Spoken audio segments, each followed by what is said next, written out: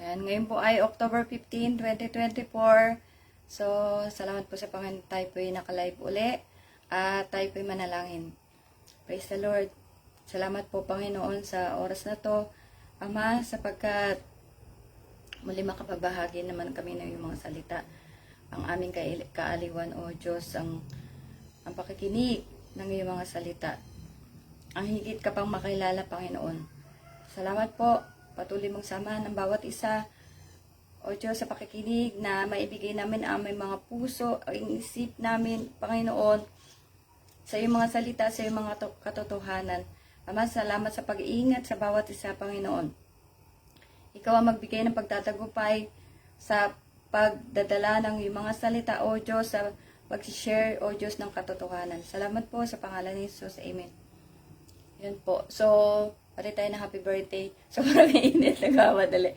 Happy birthday to Brother Roy Baguesan. So, pasensya na po. Happy birthday to Jose Padanan de Rey. I don't know if, baka ibang yun na.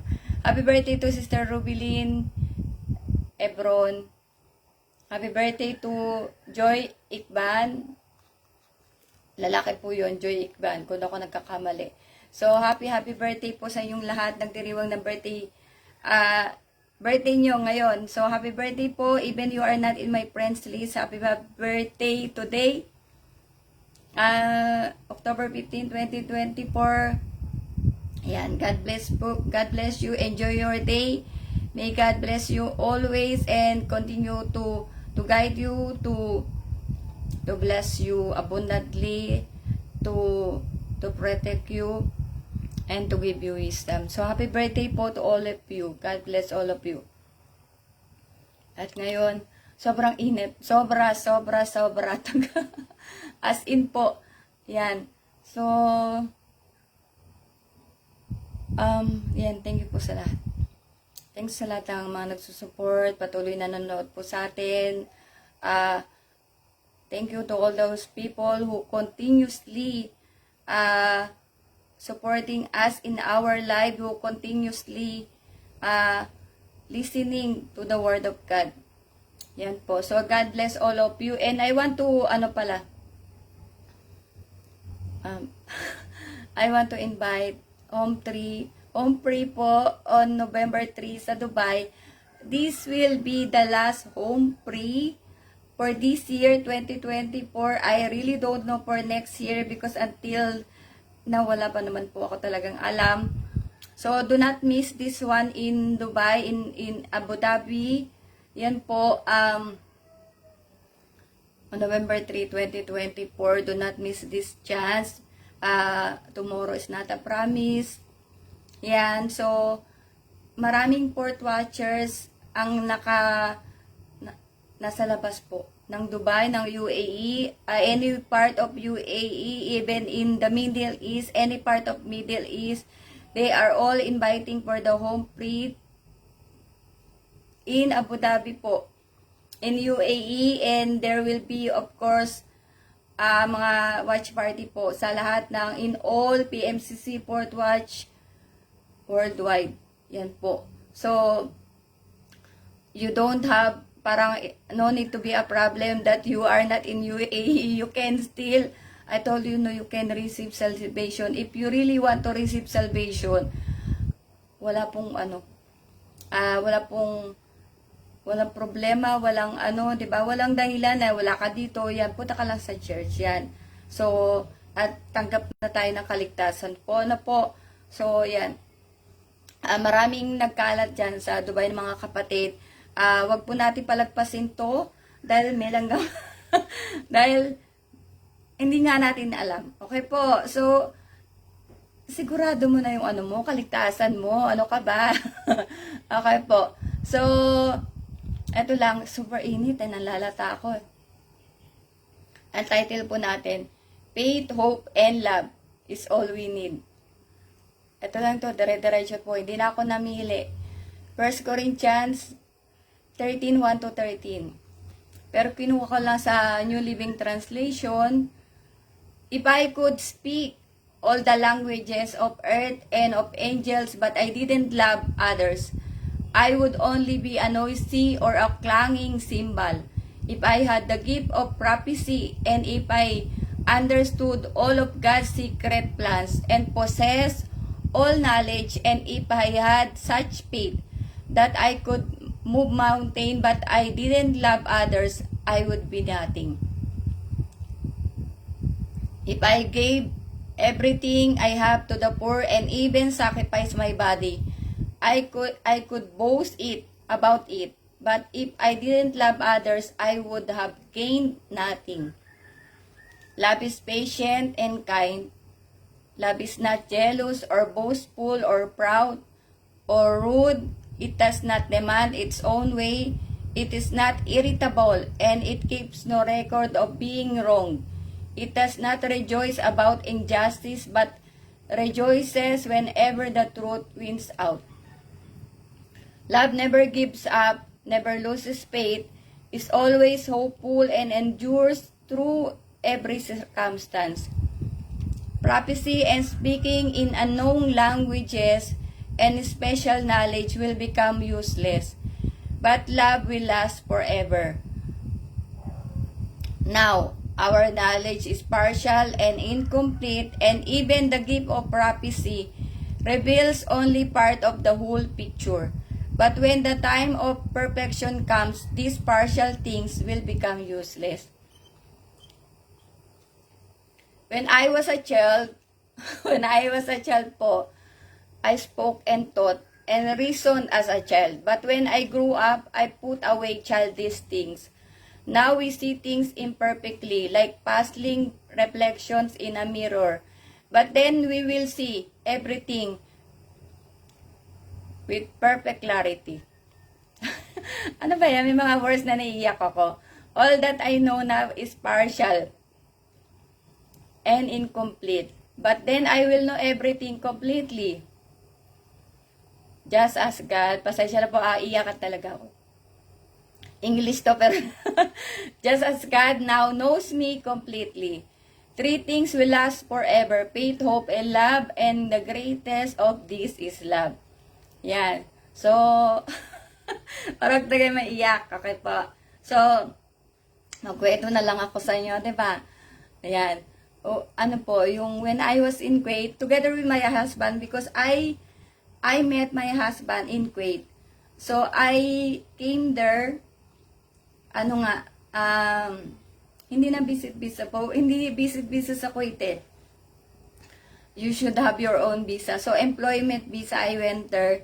And, of course, I brought one bag, ganyan. And in Kuwait, it's different compared to Dubai. So, what I brought, maybe I add some things because when we are going home for vacation every year, then of course, we will bring something to our loved ones. No po. Ika lang.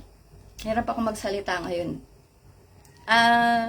And then, nung nagpunta nga ako ng when I went to Dubai, it's a totally different scenario, or not a man country, because both of them are Middle East, yun po. But in Dubai, it's different. So, I brought also one bag, yan nga. And, when we are, kasi sa Dubai, you cannot have your own parang house. You have to rent, parang sharing partition, or you want, you cannot buy your own house, except these days that you can be an investor. Ayan po. So, hirapan ako magsalita. Tagalog na lang. So, hirap ako magsalita ngayon. Ayan po. So, ayan nga. Isang bag lang, paglipat, dumadagdag ang bag. Hanggang sa, yung nga ipon-ipon na rin sa bahay. 'Di ba? Na, yung mga gamit-gamit po. Ayan. Na, ang isip mo lang kumita na kumita. Yan. Pero, hindi nga nangyaring, pag nga ako ng bahay ko, I mean, pinuno ko nga, di ba? Pinuro ko, yan, halos kompleto na. Ako na lang titira na magpe-permanent kami. But hindi nga nangyari dahil imbis na kumbaga yung problema pumasok. Kasi nga, hindi kalooban ng Diyos, yung kalooban ko, yan. So, iba yung plano natin eh, di ba? Hindi naka-align sa plano ng Diyos. No po, yun nga, ito pala yung plano ng Panginoon. Kaya, tayo ay napupunta sa wala. Imbis na, yun nga, may bahay ka na, tapos maraming nangyari. Yun po. So, ang Panginoon ay rin, parang reroute ka din sa tamang daan. Diba? Pero ang maganda, at least, inano ka niya, parang inano ka sa direction mo. Yan po, na ito pala yung daan. Hindi yung gusto ko na magpayaman, o kaya kung ano mang business, ganyan, na basta kung ano-anong mga gusto natin. Diba po? So, yun nga, na faith, hope, and love. Kailangan mo, syempre, ang pananampalataya kahit saan kasi kailangan dala mo yan eh. Dahil pag wala ka pananampalataya, kung nag-abroad ka, hindi ka naman naniniwala, like sa Dubai po. Sa Dubai, sabi ko nga pumunta ako doon, naloko. Ako'y, rin eh, sabi mo na nakaloko ko, pero mas malaki yata ang naloko sa akin. Yan. So, ang tawag dito, yung asa mo, may trabaho, kasi sabi nga, may trabaho, nagbayad ng 100,000, at kulang pa yung binayad mo sa agency, kasi meron pa daw pagdating sa Dubai, niloko ka rin ng may hawak sa'yo, kasi siya pala ay visit visa. So, katakot-takot na lokohan, yan, bukod pa doon sa visa ng kapatid ko po, na naloko din ako, naloko din ako, dahil, ibang lahi siya, Syrian yata, or India, or Syrian. Pero sobrang galing magtagalog. 13 years na. Ewan ko, 13 years na siya. Paano siya magaling magtagalog po. So, ayun, naloko din. Yun yung visa ng kapatid ko na kinuha ko. Yan. Pero biyaya ng Panginoon nga, basta ang ending ay tayo po ay dinala sa tunay na pananampalataya. Diba? Yan. Ang faith, kailangan natin kahit saan tayo magpunta. Ayun, magpapunta ako doon, kailangan ko manampalataya na tatagal ako sa Dubai nga, pero anong nangyari, naloko. Pero at the same time, dahil may pananampalataya, pa rin, nakatakas ako doon sa lumoko. Yan po, tinago kasi passport ko eh.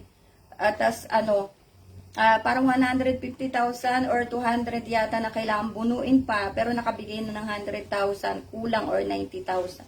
Yan po. Pero biyaya kasi nga, ako'y galing sa Kuwait. Kaya ako'y nakalusot sa Dubai. Ibig sabihin, kahit pa paano marunong na ako pasikot-sikot, alam kong mag-Arabic po. So, glory to God. At saka yung pag-asa mo. Pag-asa mo na kahit naloko ka, yun nga yung sabi ko sa nanay ko, Nay, papaano ko na to? Hindi ko pa alam kung may tulpo nun eh. Pero parang meron yata. Papatulpo ko na to, ganyan. Naku, naalala ko nanay ko, sobrang bayad. Nga sabi niya, Nay, wag na. Kasi baka lalo ka lang mapahamak yan. So, yan po. Anyways, nanay ko na naman, nakakaiyak. Anyway, yun na nga, meron ka pag-asa. Diba? Ang pag-asa natin, ang Panginoon. Yan po. At kung wala ka pala ng palataya, na sasapalataya ka si Jesus, magliligtas sa'yo, di ba? Na siya ang ating tagapagligtas, siya ang ating pag-asa. Yan. At kung, syempre, kailangan mo na ng pag-ibig, number 1. Dahil, kunyari sa mga, mga ngaral. O, diba? Yung 10 nga, naging 2, God love above all, and God love your neighbor as you love yourself. Pag hindi mo kasi magagawa yon, na ibigin mo yung Diyos, ang higit sa sarili, hindi mo magagawa rin yung pangalawa. At hindi mo magagawa mag full time para akyat ka sa bus, mangangaral ka, di ba? Iwanan mo yung manager ka na ng bangko, kunyari, o kaya isang kapatid, lawyer. Di ba? Nagtapos ng pagka-lawyer, tapos biglang nag full time. 'Di ba kung sa iba-ibang magulang, ano ka ba naman anak? Ang mahal ng bayad namin sa iyo, o kaya medical 'di ba yung sa mga sa mga nurses, doktor, 10 years ang binayaran ko na. Mamaya na, alam mo naman dati, tawag dito, asawa ko, yung shopping niya, alam darating yung alas. Ayan po rin po, Panginoon. Sinong gagawa nun, di ba? Iiwanan mo yung magandang trabaho, ayan, na okay na yung posisyon mo, dalaga ka, or kahit binata ka, ayan, tatalikuran mo yung magandang nag-aantay na iniisip mo.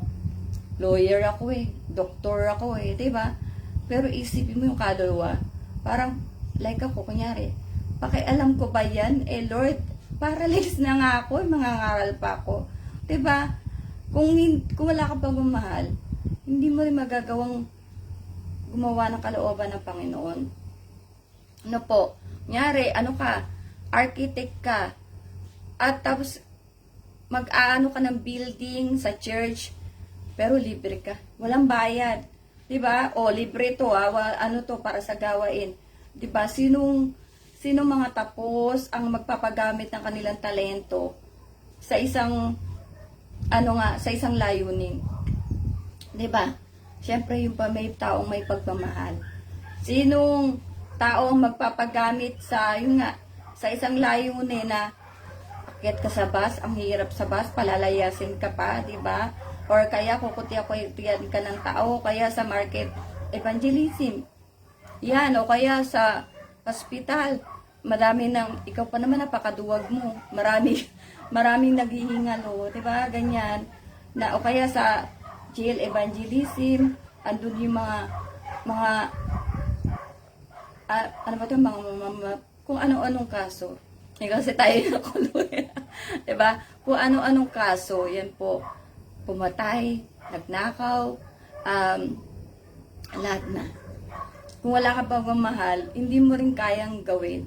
Yan, 'di ba? Sabi nga dito na lang tayo.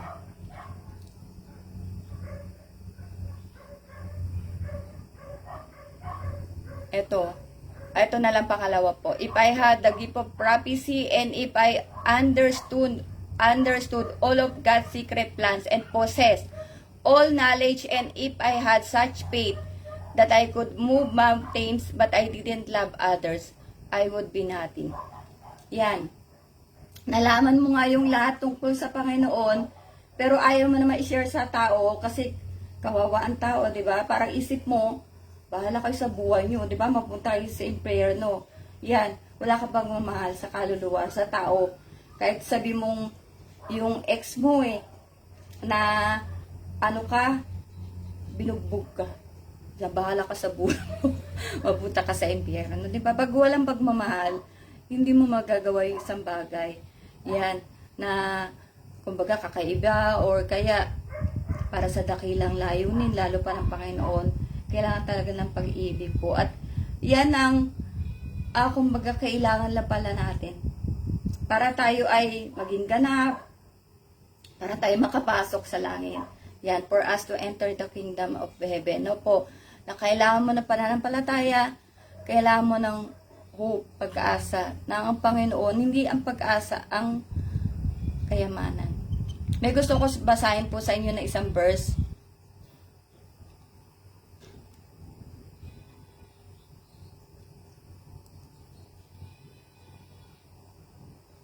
Ito na. In Proverbs 16:16, how much better to get wisdom than gold, to get insight rather than silver. So, di ba kasi, ang mahalaga sa mundo, gold, silver, pera, material, no po. Pero biyaya nga sa ating mga pilit kinikilala ang Diyos, lalo pang, kumbaga, hinuhukay ang hiwaga ng Panginoon. Hindi, of course, mahalaga ang pera. Hindi mo sasabihin hindi mahalaga ang pera. Araw-araw gumagastos. Pero, yung takbo ng utak mo, iba na. Diba? Iba na. Hindi ka na kagaya ng dati. Dahil mga mananampalataya na, diba? lalo na tumagal sa faith. Yan, na basta ang isip mo na lang kailangan ng pera, kakakain-kain mo lang ngayon, isipin mo naman kakain ka mamayang tanghali. Problema mo na naman yan. 'Di ba? O kaya, nabili mo yun, may gusto ka na naman bilhin. Yan. Pero biyaya ng Panginoon, hindi na tayo taga sanlibutan. Yan. Kasi nilabas ka na nga 'di ba? Ang iglesia, na nilabas sa makasalanang sanlibutan. Kasi ang sanlibutan nga ay, ang isip nga nila ay magpayaman na magpayaman. Yan. Na ang kala nga nila ay sa iba po, okay. Pero makikita mo naman na ang buhay ngayon ay payamanan. Pag ikaw ay kilala, mayaman, ay syempre kilala ka. 'Di ba? Sikat ka. At saka 'di ba minsan yung iba na ito madalas sabihin. Pero parang hindi ko yata na i-post or nasabi na pag ikaw maraming pera, marami kang kaibigan. Pero pag wala kang pera, wala kang kaibigan. Although, it happens din naman. Pero, totoo naman talaga nangyayari po yun po. Pero siguro wala lang ako pakialam. Siguro dahil hindi talaga ako nag-focus kasi sa kaibigan. Yan po. Meron tayong kaibigan, of course. Pero, ever since na ako ay, kumbaga, bata hanggang pag hindi ako na doon sa worried na wala akong kaibigan. Kasi sa church, sa Dubai,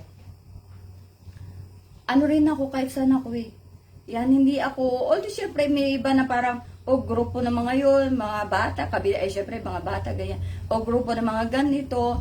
Pero ako kasi, mas gusto kong nakabukod. I mean, yung, yung, basta lang ba, hindi po loner or something, pero, keber ko, ganyan. Wala, pag may bumati sa'yo, dibatiin mo, pero hindi ako yung tipong, totoo talaga yung pag may pera ka, maraming sa'yo, pero pag wala kang pera, wala ka na kaibigan, parang ganyan.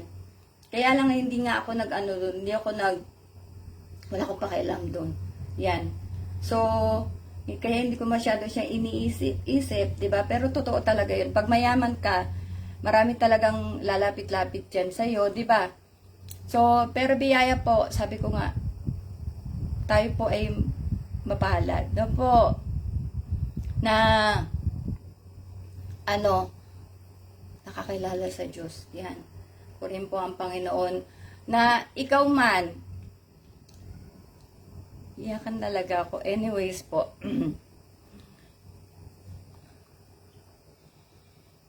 diba, meron ka man o wala, ang Diyos hindi nababago. Ayan po. Kumbaga ay, siguro dahil ganun ang mentality ko, na, yun nga, dapat talaga, hindi mo isipin yung yung tao po. Nung naalala ko yung nanay ko. Naalala naman sila. Pero hindi ko siya inahanap po. Nung naalala ko yan, hindi ko siya sinisisi. Wala talaga. Tsaka ganun talaga yung pag yung diba, yung may nangyayari nga sa akin. Iniisip niya yung tao. Ako kasi walang talaga. Nakakaiyak. Kasi ang tao nga ay judgment. Yan po. So, pero wala talaga akong sa nanay ko. Wala pong galit. Ang nasa utak ko lang at that time, I was 23 then yata, nung ako'y mabuntis. Parang, sabi ko, bakit ba namin isip yung ibang tao? Parang ganon. Ang utak ko ba? Pero hindi ako po, never talaga, yung sa sumama yung loob ko. Kasi totoo naman talaga. Ay, kaya nga nagbayad ako ng utang sa nanay ko. Kasi may nagawa ko mali.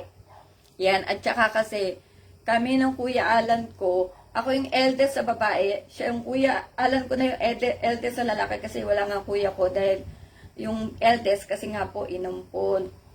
Yan.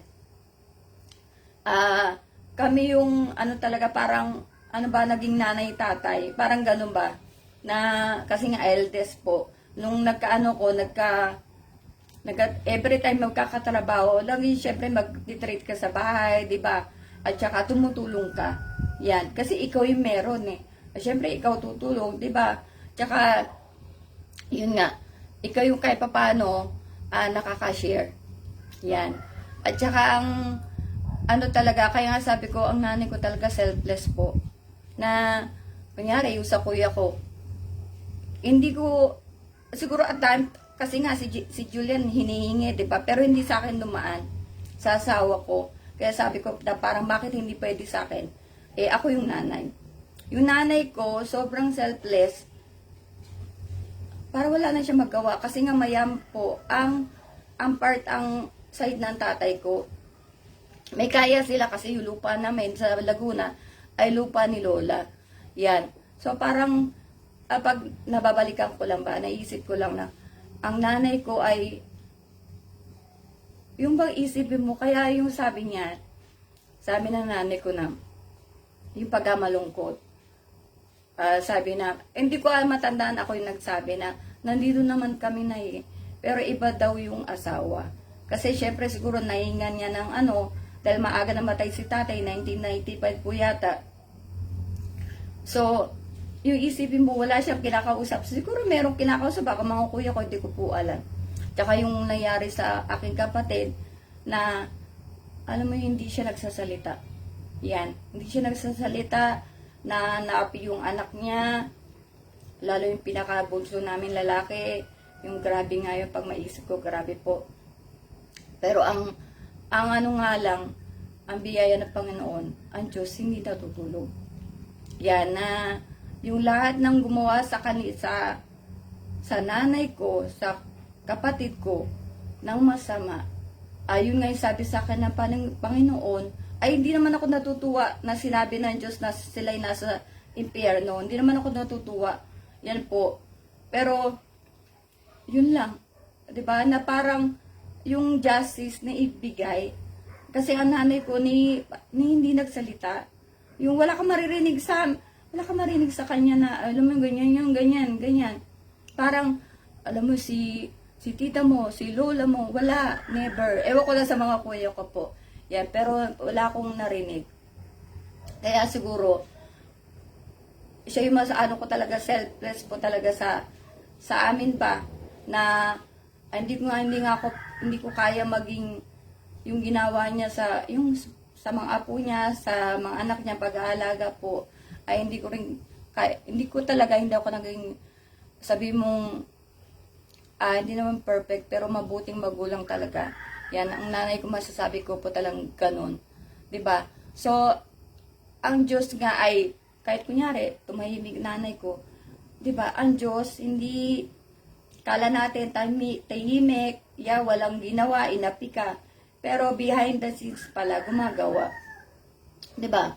Na sabi ko nga, wala naman akong na doon sa mga nangyari.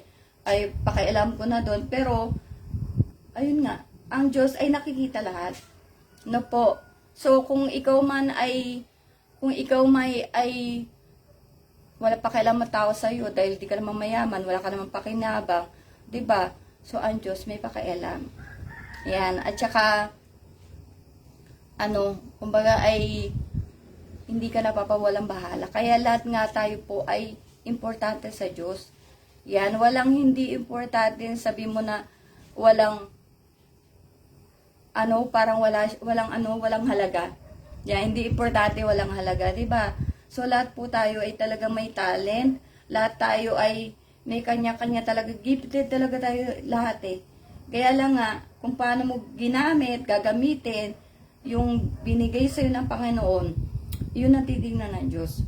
Diba? Kung ginamit mo sa masama, ginamit mo sa, kung saan mo mayan ginamit.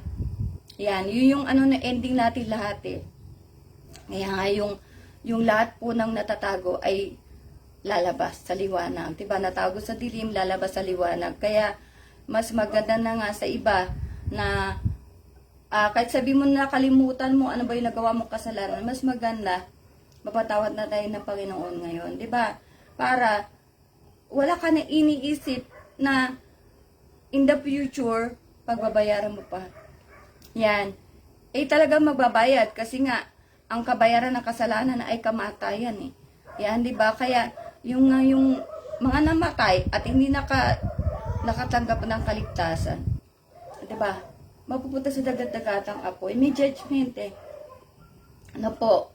So, kaya mas maganda na kaysa tayo magpatintero sa yung kumbaga yung panahon ngayon. 'Di ba? Napaka tama yung nangyayari sa iba't ibang lugar na ang Diyos ay umpisa na nasabi mo na niningil, 'di ba? Na mga ginawang kasamaan ng bawat bansa, tao o yung mga 'di ba? Bawat hindi naman na kasi bansang Pilipinas lang, sa ibang lugar, US, sa Malaysia, kung saan ay may iba-iba ring mga nililitis po. 'Di ba? Ang Diyos hindi natutulog. Yan. Kaya, yan po rin po ang Panginoon na tawag dito. Ano tayo? Mapalad. No po, mapalad tayo kasi yung nga, tayo po'y nakapakinig ng salita ng Diyos na tawag dito. Kasi nga, ang gusto ng Diyos ay maraming maligtas eh. 'Di ba? Yung, alam ko yung pinost ko na tawag dito, bakit nagsusugo? Una sinugo ang Panginoong Hesus. 'Di ba? Tapos yung mga apostol, yan. Bakit nagsusugo?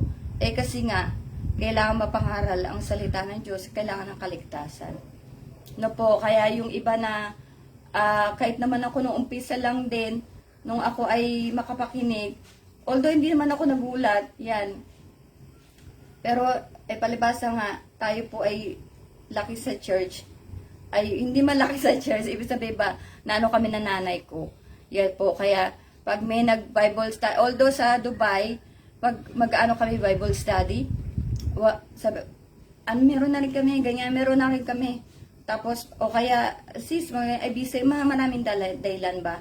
Pero ngayon nga kasi ay, sobrang obvious na or sobrang laganap na ang pangangaral. Yan, marami nangangaral eh. Kaya po, pag hindi kayo nagsuri, kung sino yung talaga pinadala ng Diyos, mapapahamak talaga. Yan, kaya napaka-importante bagay na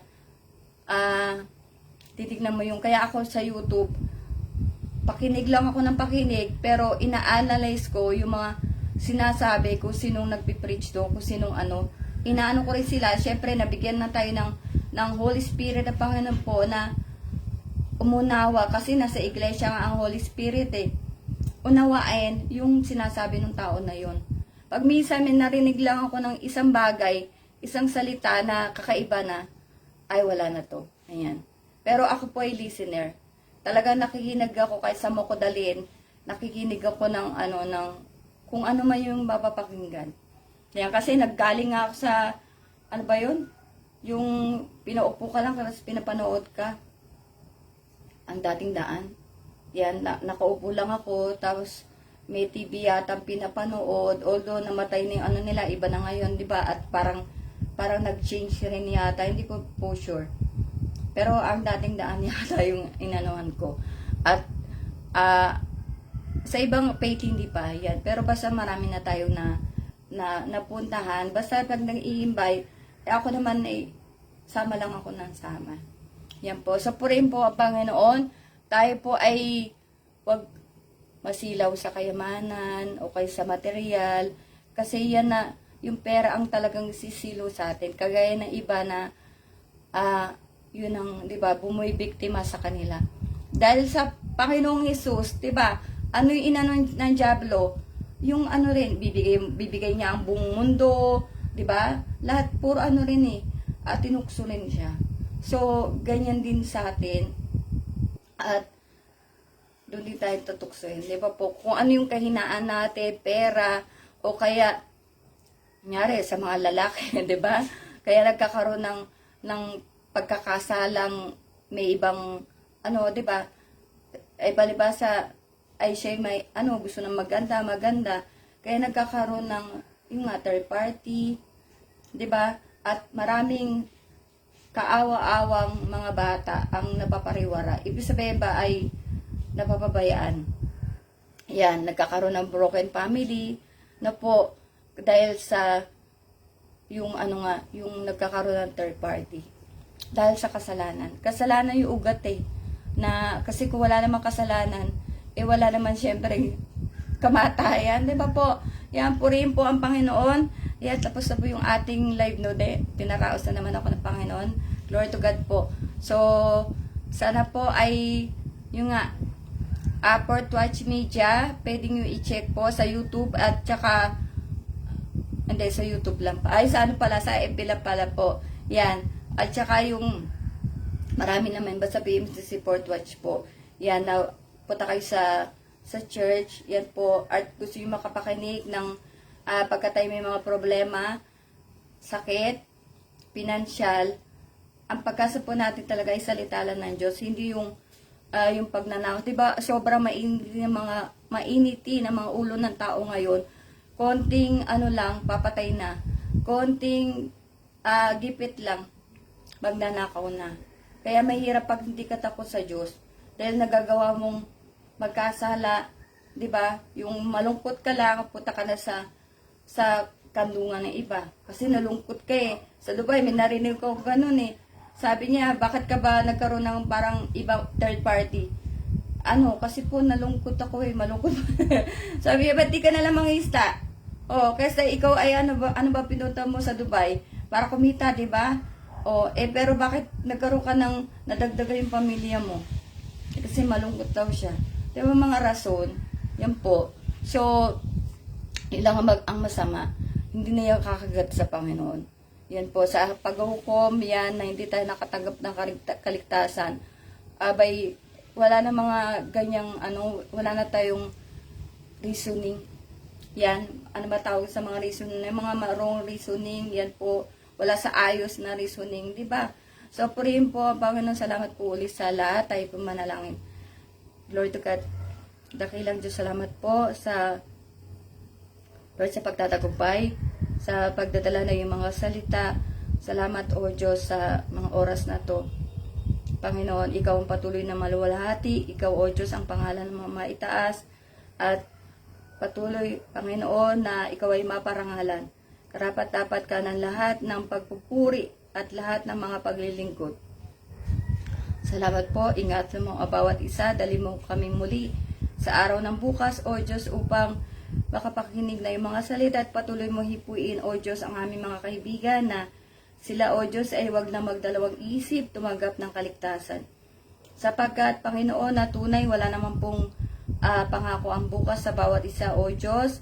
Ang amin lang dapat gawin na ay patuloy na manampalataya, Panginoon, na Ikaw ang aming pag-asa, O Diyos, na patuloy lang kaming patatagin na aming pananampalataya, dakilang Diyos, na magtiwala kami sa iyong magagawa sa iyong kapangyarihan, Panginoon, at sa kaligtasang aming tinanggap na aming maingatan, Ama, na aming patuloy na pagtalagahan, O Diyos, ang mga ministeryong binigay mo sa bawat isa. Salamat po, patuloy mo kaming gamitin upang, O Diyos, patuloy po matatag ang iyong gawain dito sa lupa. Salamat po. Ito pong aming panalangin, pagluluwalhati sa pangalan ni Jesus. Amen. So, ayan. So, see you po all tomorrow. I think Tuesday ngayon. Di ba po? So, bukas ay Wednesday, pati araw po. Salamat po and God bless us all.